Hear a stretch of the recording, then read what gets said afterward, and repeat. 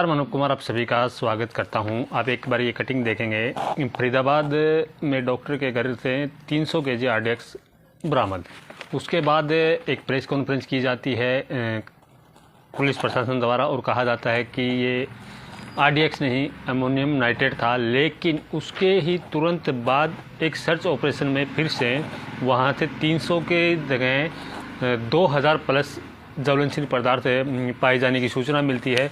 और उसके तुरंत बाद 6:45 के आसपास दिल्ली के लाल किले पे एक ब्लास्ट होता है। और वो भी कहा जाता है कि इसी से कहीं ना कहीं तार जुड़े हैं। बातचीत करने के लिए हमारे साथ उमेश भाटी जी, कल का जो पूरा घटनाक्रम फरीदाबाद और दिल्ली में हुआ उसको कैसे देखते हैं? नमस्कार, आपके चैनल के जितने भी श्रोता हैं सबको मेरा नमस्कार। देखिए, जो घटना कल दिल्ली के अंदर हुई शाम को, कहीं ना कहीं ये जो पकड़ा गया है, विस्फोटक सामग्री पकड़ी गई है और लगभग 3000 किलो के करीब जो विस्फोटक सामग्री है, उसके साथ टाइमर भी हैं, उसके साथ में जो है AK-47 भी है और कई राउंड की वहाँ पर जो है ना गोलियाँ भी वहाँ मिली हैं। तो ये कहीं ना कहीं ये इंटर रिलेटेड है, ऐसा माना जा रहा है, क्योंकि जो जिस शख्स की वहाँ फ़ोटो जो आ रही है, उस कार में से जो उतरते हुए जिस शख्स की फ़ोटो आ रही है, तो जहाँ यहाँ पर जो गिरफ्तारी हुई डॉक्टर आदिल की जो गिरफ्तारी हुई, जो यहाँ पर एक मस्जिद के इमाम की गिरफ्तारी हुई, तो वहाँ से एक जो शख्स भागा था, जो अंदाज़ा लगाया जा रहा था कि भाई ये शख्स भी इनके साथ था, तो वो शख्स की फ़ोटो जो है उस कार से उतरते हुए आदमी की जो है फ़ोटो मैच कर रही है। तो कहीं ना कहीं ये रिलेटेड है। फरीदाबाद में जो ये कल सर्च ऑपरेशन हुआ है, उस सर्च ऑपरेशन से रिलेटेड लग रहा है ये। तो जो फरीदाबाद में सर्च ऑपरेशन हुआ, इतना केजी आरडीएक्स और इतना केजी विस्फोटक सामग्री आखिर फरीदाबाद में पहुंची कैसे होगी? देखिए, कहते हैं कि आतंकवादी का कोई धर्म नहीं होता है। ये कहते हैं हमारे जो है तथाकथित बुद्धिजीवी वर्ग के लोग इस बात को कहते हैं। लेकिन अब ये चीज़ें जो है दिमाग में बैठती जा रही है कि आतंकवादियों का धर्म है। वो साफ नज़र आ रहा है कि एक ही बिरादरी के या एक ही समाज के लोग जो है ना सबसे ज़्यादा इस काम को कर रहे हैं। क्यों कर रहे हैं? वो अगर वो धर्म में नहीं है या वो मुस्लिम धर्म नहीं है या मुस्लिम धर्म से नहीं है, तो ये बुद्धिजीवी वर्ग का मुझे समझ नहीं आ रहा है कि कब तक ये जो है ना इस चीज़ को ढकोसले को पालते रहेंगे कि भाई भाई हैं हम लोग, जो है ना शांति बनाए रखिए। तो हिंदू तो इस बात पर तैयार है, हम लोग तो शांति बना के रखते हैं। हम लोग तो कहीं भी कभी भी देखिए, कहीं ताजिया निकल रहा है तो आज तक कभी देखा आपने ताजिया पे किसी को पत्थर चलाते हुए? कभी ताजिया पे कोई पत्थर नहीं चलाता है। कब उल्टा उनको पानी पिलाते हैं, उनको जो है सफाई करवाते हैं उनके लिए, ताकि रास्ता बिल्कुल उनको क्लियर मिले। मतलब कहीं कोई दिक्कत नहीं है। लेकिन जैसे ही कहीं भी हिंदुओं के धार्मिक यात्रा निकलती है या हिंदुओं का कोई भी त्यौहार होता है, उससे पहले इस तरीके के जो है ना हालात पैदा कर दे जाते हैं देश के अंदर कि ऐसा लगता है कि जैसे इस देश को उड़ाने की साजिश है। तो एक जो शेर भी कहा जाता है कि जिस डाल पर, जहाँ पे कैसे बोलते हैं उसको, हर डाल पे उल्लू बैठा है, अंजाम गुलिस्तां क्या होगा। तो जब डाल पे ही उल्लू बैठा हुआ है, अंदर ही यहाँ पर लोग ऐसे मौजूद हैं जो कि यहीं का खा रहे हैं, यहीं का पहन रहे हैं, यहीं पे रह रहे हैं और उसके बाद में इसी देश को तोड़ने का वो सौदा कर रहे हैं, तो कहाँ तक हम लोग जो है किस सोच तक जा सकते हैं? ये उस सोच से, उस हद से भी परे जा चुके हैं लोग। एक यात्रा पंडित धीरेन्द्र शास्त्री द्वारा की जा रही है, सनातन जोड़ो यात्रा। जब से ये यात्रा शुरू हुई थी, नहीं हुई थी, उससे पहले एक ट्रेंड चलाया जा रहा था कि हम ये यात्रा होने नहीं देंगे, हम इस यात्रा को रोक के रहेंगे।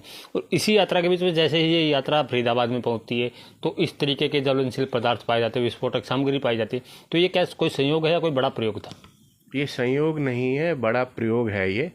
और जो शाम का जो ब्लास्ट है वो ऐसा लग रहा था जैसे हड़बड़ी में वो चीज़ की गई है, क्योंकि इधर ये पकड़ा गया है सामान और पकड़ने के बाद उनको लगा कि कहीं ऐसा ना हो कि जो गाड़ी वहाँ पर खड़ी हुई थी पार्किंग के अंदर, उसको भी कहीं ना कहीं जो है हमारे पुलिस वाले या हमारे जो है ना वो पकड़ लें। तो उस हड़बड़ी में उन्होंने उस जल्दी करके उस ब्लास्ट को किया है कि इस ब्लास्ट को तो कम से कम किया जाए। और देखिए, मैं तो आपके चैनल के माध्यम से जो है श्रद्धांजलि देता हूँ वो जो 7 से 8 लोग जो वहाँ पे मारे गए हैं, तो ये हम में से ये लोग हैं।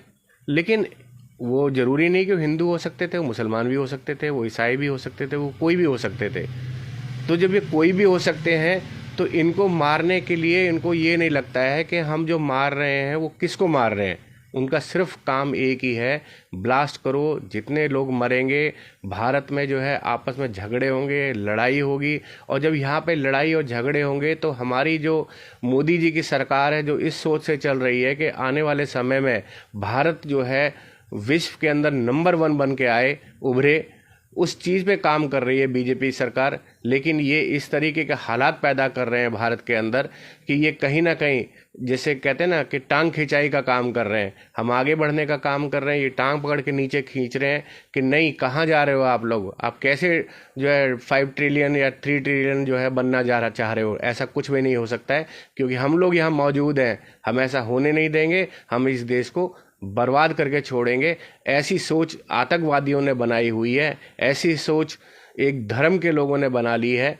और सबसे बड़ी बात एक और आपके चैनल के माध्यम से मैं कहना चाह रहा हूँ कि आपने देखिए कल ये हादसा हुआ शाम को, सुबह 2 दिन से ये जो चल रही है मेवात के अंदर जिस तरीके से छानबीन चल रही है, एक इमाम का शामिल होना, एक ये तो ऐसा है जैसे मंदिर का पुजारी, तो इमाम का शामिल होना क्या धर्म नहीं दिखाता?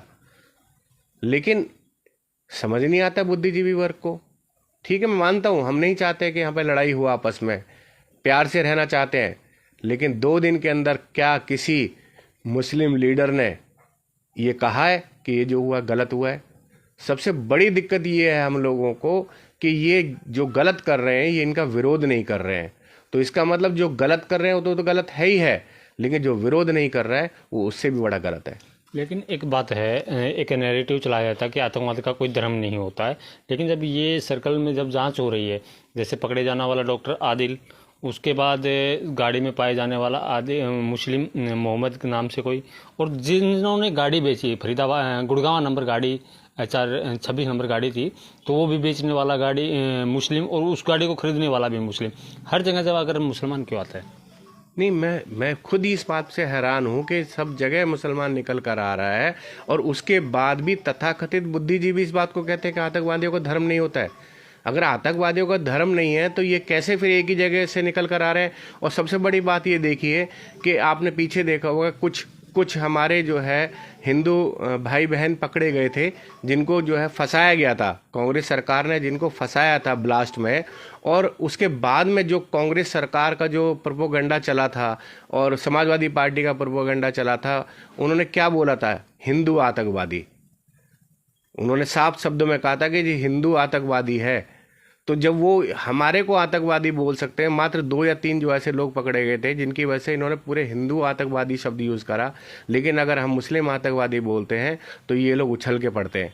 ये सब ये कहते हैं कि नहीं, ये सब क्या कह रहे हैं आप, सारे जो है मुसलमान तो आतंकवादी नहीं है। मैं भी इस बात को बोल रहा हूँ कि सारे मुसलमान आतंकवादी नहीं है, लेकिन जो आतंकवादी नहीं है वो इन आतंकवादियों का विरोध क्यों नहीं करते हैं?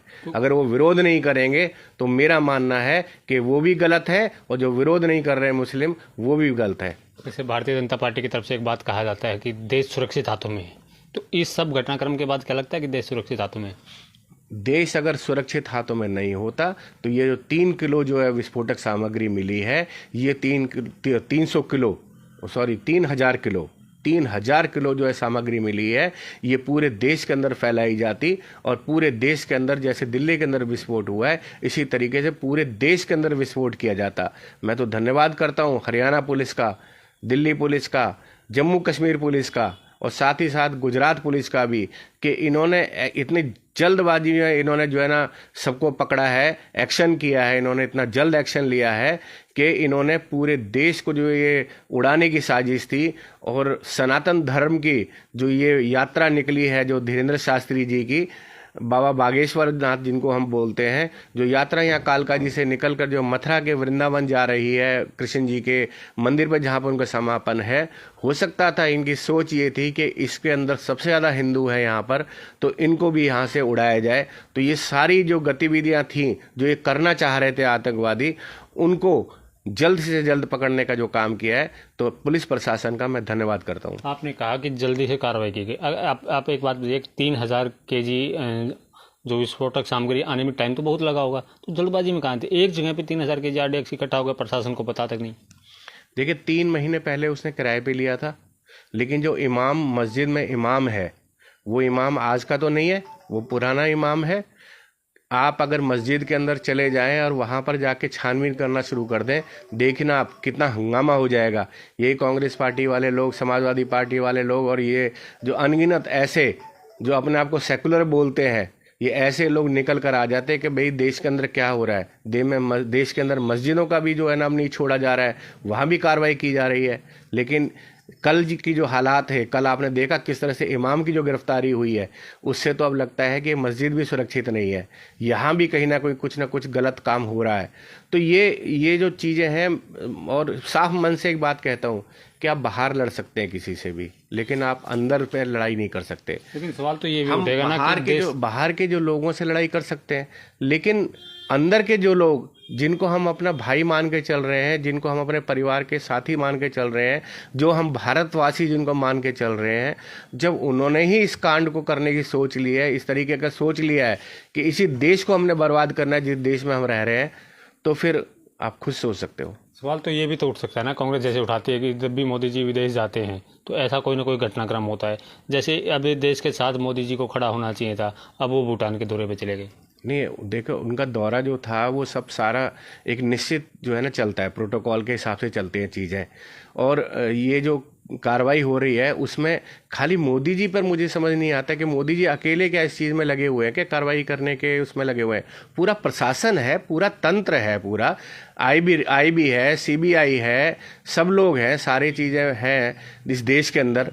तो ये लेकिन एकदम मतलब जो है ना मोदी मोदी मोदी मोदी करना शुरू कर देते हैं, ये लोग राग लापना शुरू कर देते हैं। कोई एक अगर वोट कहीं गलत निकल आती है बिहार में तो मोदी दोषित है, उसको मोदी पर दोष आरोपण चालू कर देते हैं ये लोग।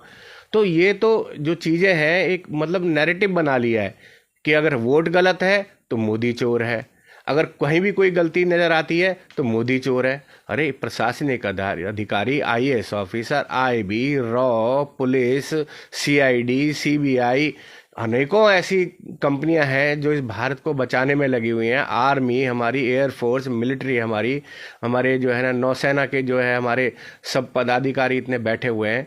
तो ये सब पूरे देश को बचाने में लगे हुए हैं। तो क्या मतलब एक मोदी जी के भूटान जाने पर ये लोग सारे भूटान चले गए क्या? इस देश के अंदर जो संरचना बनी हुई है उस संरचना से काम चल रहा है और संरचना के हिसाब से काम चल रहा है। लेकिन कहीं भी अगर दौरा है, भूटान का दौरा है या कहीं और दौरे में जो जाना होता है, क्योंकि साथ साथ देखिए हमारे को अपनी आर्थिक स्थिति और ये सब चीज़ें भी सुधारनी है। हमारे को अपना जो है जो फॉरेन डेलीगेशन है, फॉरेन हमारे जो इंफ्रास्ट्रक्चर है, उनको भी सुधारना है, तो उस पर भी काम करना है। सुरक्षा एजेंसियों पे या प्रशासन पे कहीं ना कहीं सवाल तो उठता है कि जो आदिल गिरफ्तार हुआ है वो पहले कश्मीर में भी गिरफ्तार हो चुका है। कश्मीर के रास्ते सहारनपुर होते हुए वो फरीदाबाद में इतना विस्फोटक सामग्री इकट्ठा कर रहे थे। देखिए ये आपका जो सवाल है बिल्कुल सही सवाल है कि कहीं ना कहीं कोई चूक तो हुई है, जिस चूक की वजह से 3000 किलो विस्फोट और वो फरीदाबाद में मिलना और उसके बाद शाम तक जो है ना ये हादसा होना, कुछ चूक तो हुई है। मानवीय चूक है या कैसे हुआ है, इस चीज़ की जो है वो पूरी अब देखी जा रही है कि कहाँ पे क्या गलती हुई है, किस तरीके से कहाँ पे चूक हुई है। लेकिन मैंने आपको बताया कि भाई एक आम आदमी जो लगता है कि एक आम आदमी है और ये पीछे बोरे में कुछ सामान लेके जा रहा है, क्योंकि जो अमोनियम नाइट्रेट जो है वो अमोनियम नाइट्रेट विस्फोटक में भी काम आता है। तो वो अमोनियम नाइट्रेट जो है वो खाद बनाने के लिए भी काम में आता है। तो खाद बनाने के लिए भी जब वो काम में आता है तो अगर मान लो उनको पकड़ा होगा तो उनको कहा होगा जी तो हम खाद के लिए लेके जा रहे हैं, या कंपनी के लिए ये जो जा रहा है इस कंपनी के अंदर माल जाएगा और वहाँ खाद बनाने के काम आएगा। एक ही चीज़ खाद भी बनाती है और वही चीज़ जो है विस्फोटक भी बनाती है। जिस प्रकार से इस घटनाक्रम को देखा, लास्ट सवाल रहेगा कि देखा कि 3 घंटे तक लाल किला पार्किंग पे ये गाड़ी खड़ी रही है, तो क्या अनुमान लगाया जा सकता है कि ऐसी गाड़ियां जैसे ये ब्लास्ट हुआ है, ऐसी गाड़ियां दिल्ली में, फरीदाबाद में या देश के अलग अलग कोनों में और भी खड़ी हो सकती है इस हिसाब से? तो बिल्कुल, और बहुत सघन चेकिंग की शुरुआत हो चुकी है। पूरे देश में सघन चेकिंग चल रही है कि कहाँ ऐसी गाड़ियाँ जो खड़ी हैं, जो काफ़ी दिनों से खड़ी हैं, या कहाँ पर इस तरह के हालात हैं। ये सब चीज़ें अब जांच का विषय है और जांच एजेंसी अपना काम कर रही है। जैसे जैसे जांच एजेंसी आगे बढ़ेगी सारा जो है रिजल्ट जो है आता जाएगा और आप भी अपने चैनल के माध्यम से सब कुछ दिखाएंगे।